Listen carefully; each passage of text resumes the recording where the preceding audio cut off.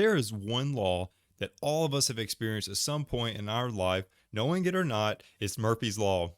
In 1949, Air Force Captain Edward Murphy brought this law into existence. Well, it's not really a law, but anyways, when he started to do an experiment and all of a sudden something happened.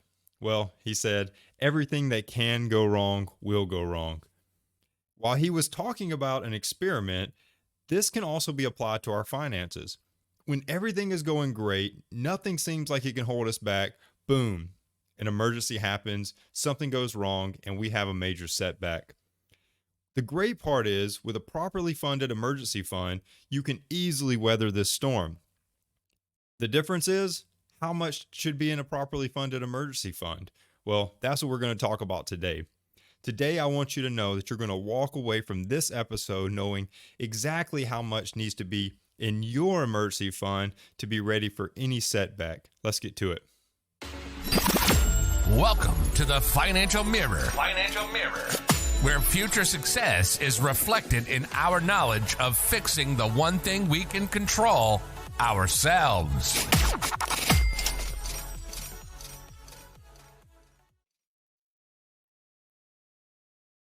What is up? Hopefully everyone is having a great weekend. I am so excited about this episode. I don't think that I could ever really tell you how excited I am, but I am super duper excited. So I hope that comes across at this time. But thank you for joining me today on The Financial Mirror as we continue to improve the one thing that we can control, ourselves. If this is your first time joining in, don't forget to hit the subscribe and like button on YouTube and Facebook. If you are listening to this on a podcast, go ahead and hit the 5-star review on Apple and Spotify, along with those written comments and any other podcast platform. Make sure to share it with your family and friends.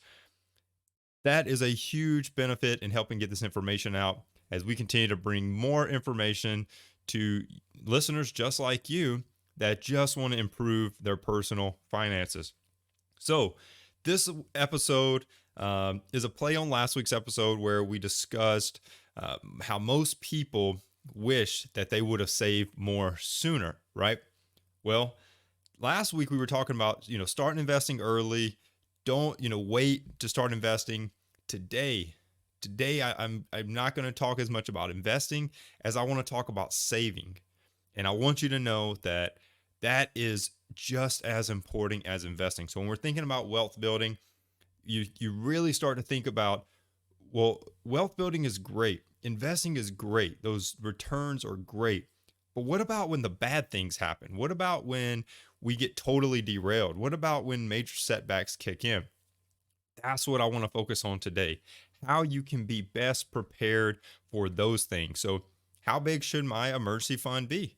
Well, that's a great question. So many people have it. So many people want to know, how big should my emergency fund be? And I want to discuss that. I want to discuss how much it should be. I want to discuss a couple different places that you could put it. Maybe you're like, where do I put my emergency fund? Well, I want to go over that too. I want you to walk away and know everything there is to know about the emergency fund, about how yours should be established, how it should be set up, where it should be located. I'm even going to show you a list of a couple of providers that are out there if you are unsure of where to put it. But all in all, I want you to walk away and know exactly what it is, how it works, and be prepared for those major setbacks when they occur. So knowing all this is important, but you've got to first understand the importance of the emergency fund. So the first thing up is, what is an emergency fund? And I can't stress it enough. I truly can't. But you've got to understand that your emergency fund is important. And right now I can say it to people that are listening right now. This makes total sense. For people that may listen to this 10 years from now, they may not understand exactly what I'm talking about. But when COVID hit and all of a sudden people were put in their homes, they told not to leave, 2 weeks to stop the spread, all these things, right? And well, people may have not been able to work. What did they do? Well, for some, that became a very stressful time in their life. For others, they relied on this emergency fund.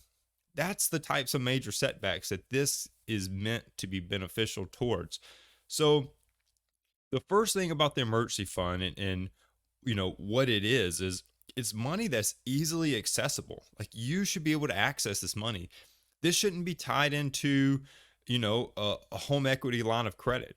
This shouldn't be tied to a brokerage account. This shouldn't be tied to a retirement account. Your emergency fund should be easily accessible. Think about what it would take to get money out of a home equity line of credit, or to get a home equity line of credit for that matter. How much work would it take to take money out of your retirement account? How much in time, right? How much time and money would it take to try to, sell your positions in your investments just to get the money for an emergency? That's not what you want to do. That's truly not what you want to do. This money should be easily accessible. And that's the first thing I want you to know. And I truly mean easily accessible within the notice of needing it. So, like, if you had an emergency and all of a sudden you needed this money, you need to be able to access it. And that's what the important part of this is that you have the ability to get this money quickly. So for me, I use Goldman Sachs. They have a Marcus savings account. I use that for my emergency fund, and I use it because I like the high yield savings, the high yield APY that it has, right? So I think that that's my option for my emergency fund. One option, if you want to sort of have it, mine's not as accessible, right? Because my checking account's not with Marcus and Goldman Sachs, but maybe you don't want to, you don't care about the high yield. You just want it to be more accessible. So for me, it takes me about 2 days to get the money from the savings to the checking, right? So in an emergency, that's something I have to consider. I have to consider, okay, well, if something happens, it's going to take me 2 days to get a lump sum to the checking account to be able to utilize it. Well, maybe you're like, okay, well, I don't feel comfortable enough with that. There's options for you, and I'm going to go over those. But if you do want to take the high yield approach, just Google high yield savings accounts. You can see a couple. I pulled these this morning, and I want you to know these are just a couple. These APYs change all the time. So if you're watching this or listening to this later on, these may be different, but just as of this recording, Lending Club, it has a 1.52% savings account. CIT Bank has a 1.35% savings account. Marcus is currently at a 1.20 savings account. And Barclays has a 1.10 savings account. So to me, that's free money, right? I'm willing to sacrifice 2 days of an emergency for that free money, because think about it. To me, it is free money. And when you look at it, this is just one example. But if you looked at this, if you put $25,000 into that Marcus account at a 1.20 percent APY the first year, that's going to grow $300. Like, that's a free $300 for your money sitting there just in case of an emergency. That's the reason I want that account. Let's do it for 10 years. For 10 years, that account's going to grow $3,167. So just over 28,000 you have if you started with 25,000 in that account. So you can see how that emergency fund will grow. And if you had more money, if your savings is required to be more than 25,000, well, that's just going to grow more, because 1.2% of a higher balance is more return. So the biggest thing here is that it should be easily accessible.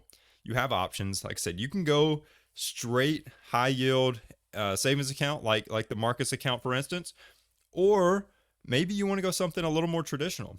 Maybe you just choose to do your savings account with your bank provider. Whoever you bank with, go open a savings account, and that's the most easily accessible way to do your emergency fund. Okay, that's the most easiest way to do it, because if you have an emergency, because your money is inside of the bank, 9.9 out of 10 banks allow you to move money from savings to checking and instantly use it. That's as good as it gets. So maybe you want to have high yield and the other. Well, the option for you is to maybe put 30% of your emergency fund in a savings account with your current bank provider. and then maybe put the other 70% in a high yield.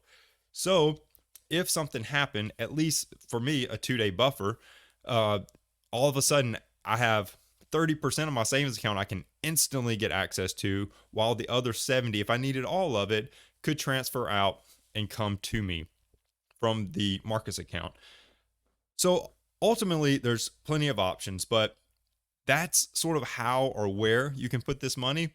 But what is it used for? And that's the next part. It's used for an emergency, and I say that, comically, but I want to explain it. So for me, it's used for covering an emergency expense that I can't alter my budget to cover.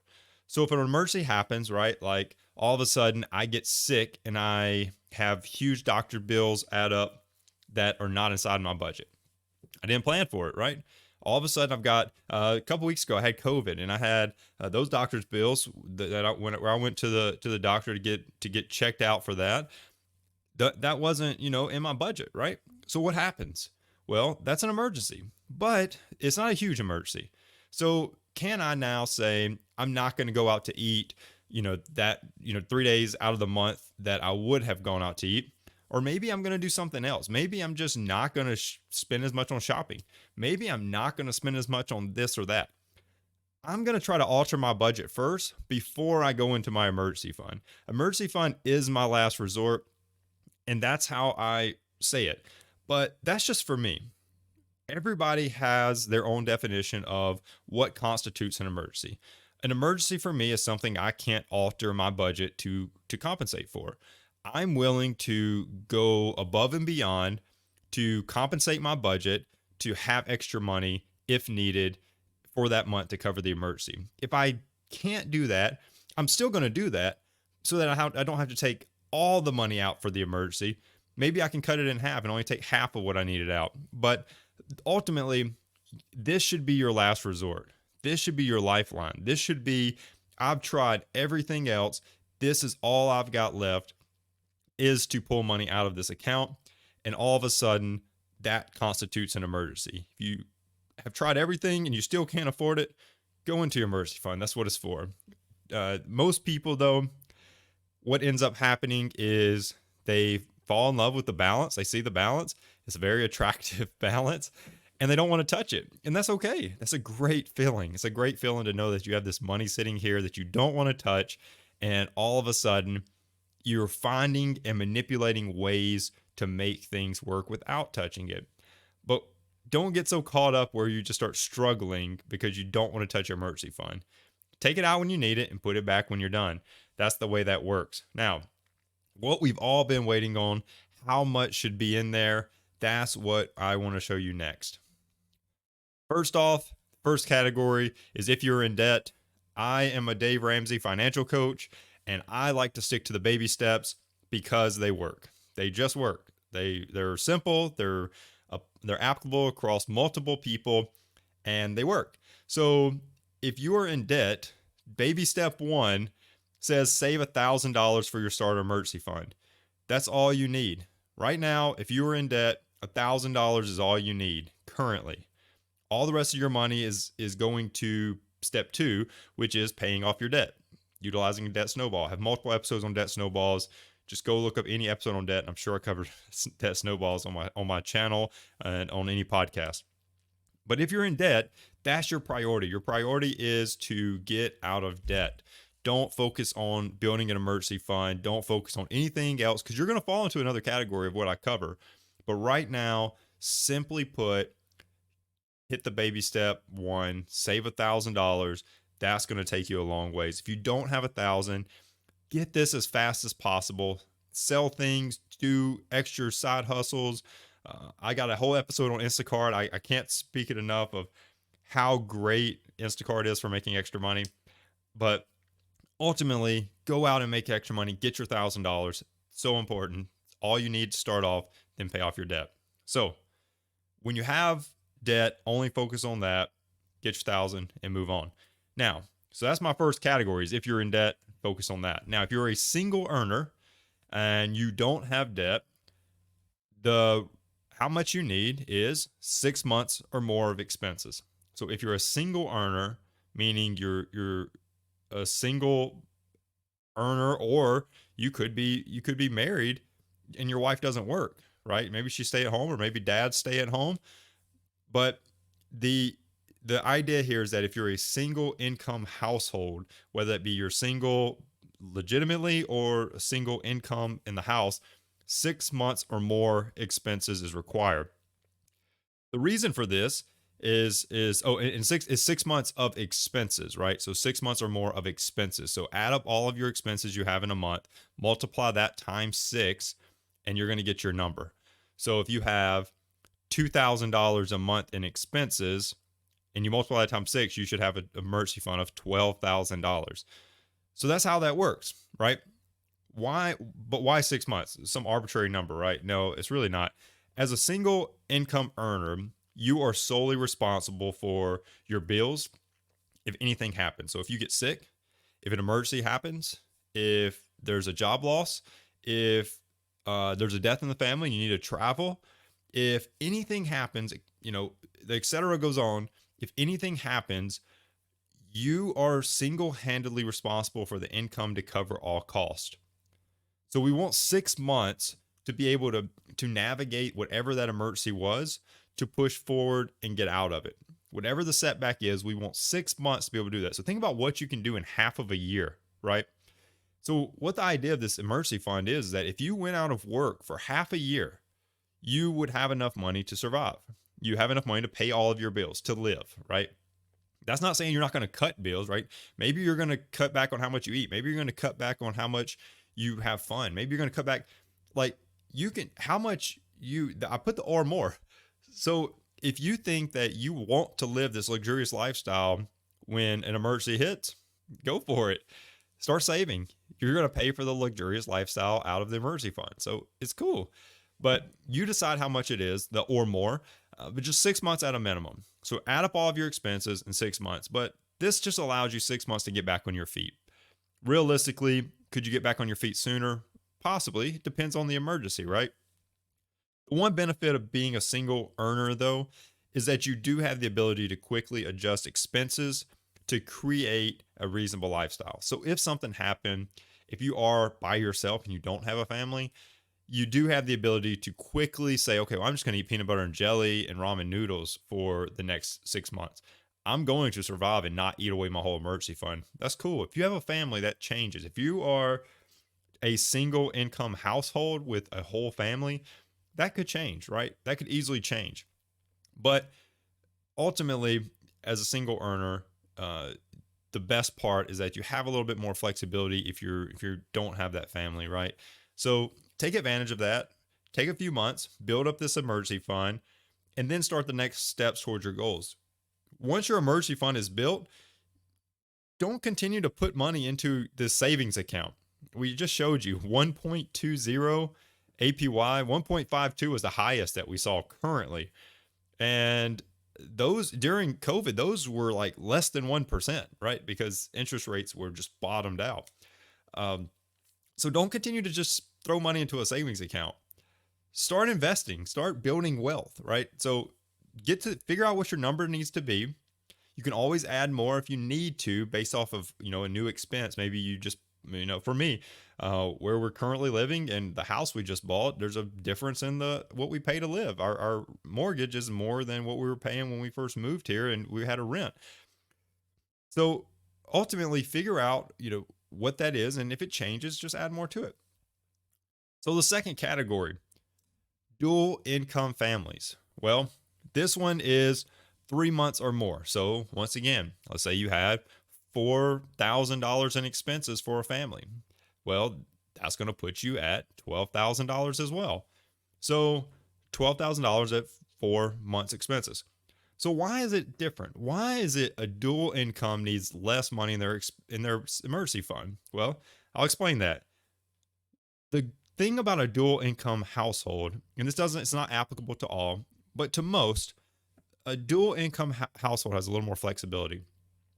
Unless you're really tight, and I mean really tight on your budget, you may be able to cover most of your expenses with a single income. So what you're banking on is that worst case scenario, both of you lose jobs for 3 months. That's what you're banking on, right? Both of you lose jobs for 3 months. Well, what if one of you just loses your job? The other one can still cover a lot of your expenses. So that may be able to allow that other person 6 months to be able to get another job. And that's the difference here.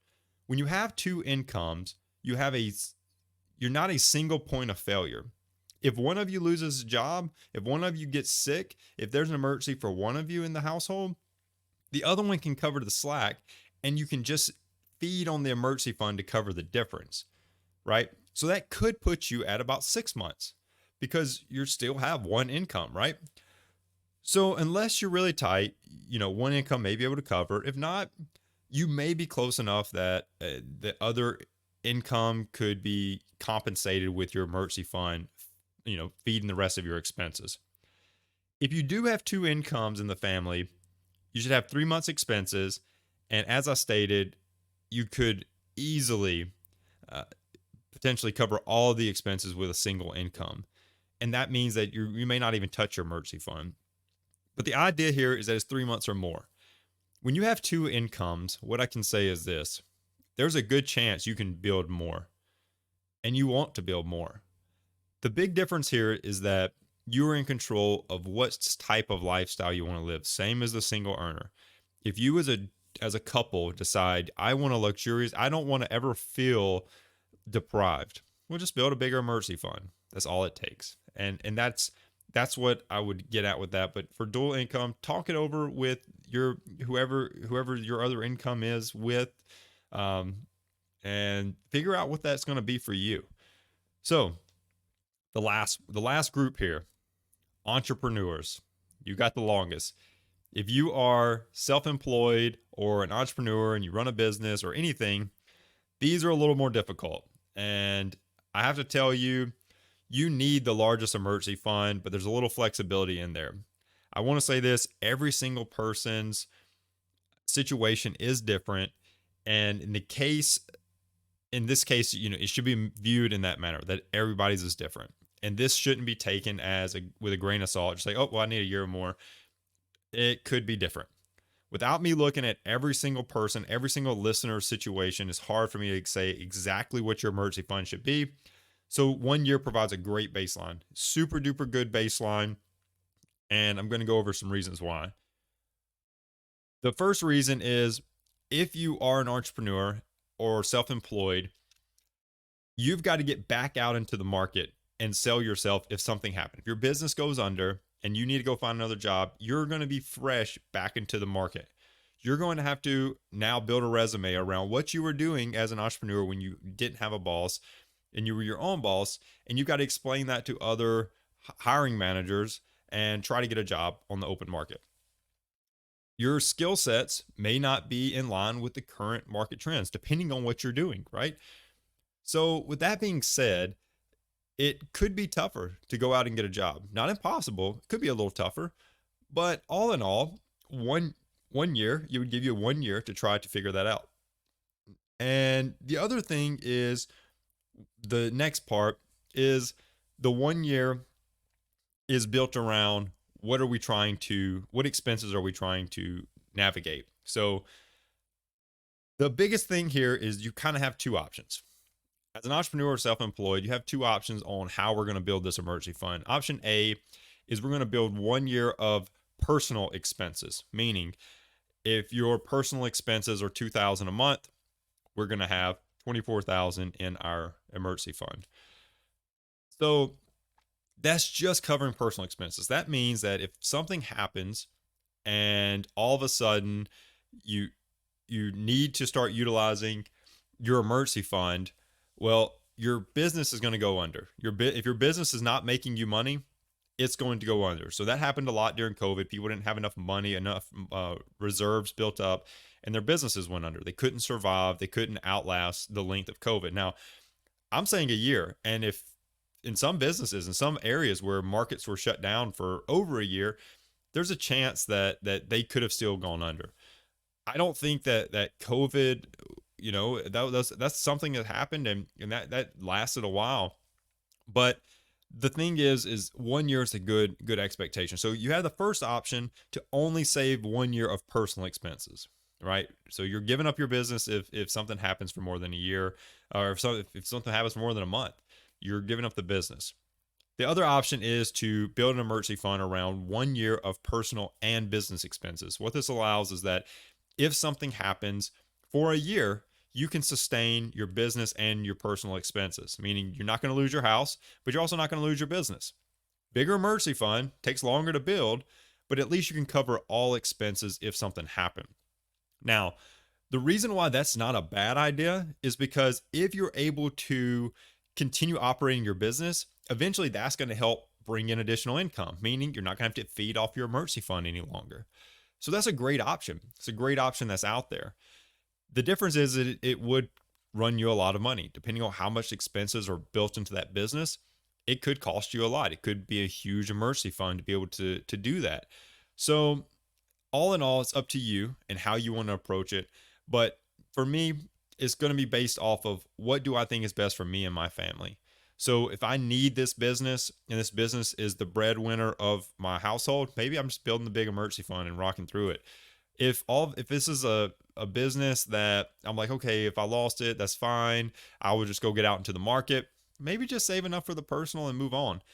It's really up to you on how you want to approach it. And that's the reason why I say every single person's situation is different. So I hope that that truthfully gave you some great insight into, first off, Murphy's Law. If it can go wrong, it will. But more importantly, how big of an emergency fund I should have, where I should put it, how I should use it, all of those things.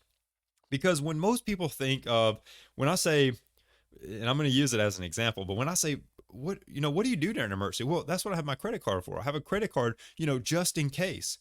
Everyone says that, but that's a terrible way to think. So think about what happens when you use a credit card in a financial crisis. Well, you are out of money. You can't afford something. You put it on the credit card. What makes you think you're going to afford that the next month? Possibly. But what if another emergency happens? You see the hamster wheel we're now in.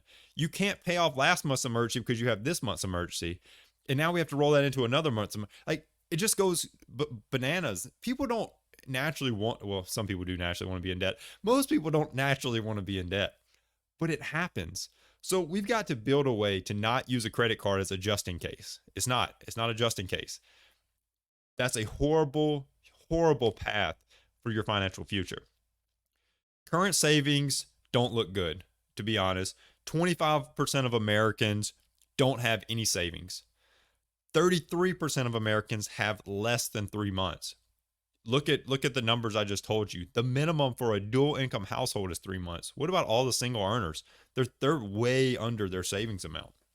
With these type of numbers, you can see there's a lot of work to do, and I know that many Americans currently are not ready for the next emergency when it occurs. And I said it right, when it occurs, because there's no doubt an emergency is going to happen in my life. There's no doubt an emergency is going to happen in your life. We just have to be ready for it. We have to be prepared financially to withstand all emergencies before they occur. And that's what I want for you today. So take control of your savings, take control of that emergency fund so that you have enough to be ready when a financial crisis happens in your life. And it's going to happen. It will happen. But the difference is you won't feel panicky. You won't feel stress because you were prepared. So thank you for listening. If you are ready to take control of your finances and start working toward your financial goals very quickly, if you will go over to thefinancialmirror.org and hit the book now button in the middle, that will get you signed up for a free consultation with me. We will talk about whatever it is that you want to talk about in terms of your financial goals and how I could potentially be there to help you get to that step in your life. If you do want to give a little extra dose of support to the stream, head on over to thefinancialmirror.org/shop and pick you up some awesome financial mirror gear. And that will benefit the stream, just continues to help us grow. So thank you for listening. If you're listening to this on Facebook or YouTube, go ahead and hit the subscribe, like button, and post a comment. Leave all the comments you want about the great things that you're doing in your financial life. If you are listening to this on a podcast, don't forget to hit the 5-star review on Apple and Spotify and leave that written comment. Also, no matter where you're listening to this or watching this, don't forget to share this with all of your family and friends, your coworkers, and anybody that you want to help take those next steps in their financial journey. I want to thank you for continuing to support me, continue to support the Financial Mirror, continue to support the stream. Till next week, continue improving the one thing you can control yourself. Peace. Well, that wraps up today's Financial Mirror. Join us next week as we continue to work on ourselves, change our mentality, and to commit to achieving the success we always envisioned. Regardless of your platform, help us grow as a community. Please like, subscribe, and share with the people in your lives.